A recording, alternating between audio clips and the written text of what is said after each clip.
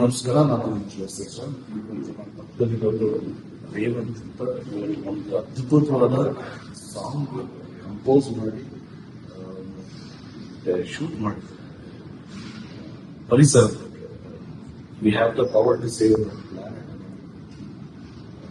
so plastics ತುಂಬಾ ಚೆನ್ನಾಗಿ so TV all the just ಪರಿಸರ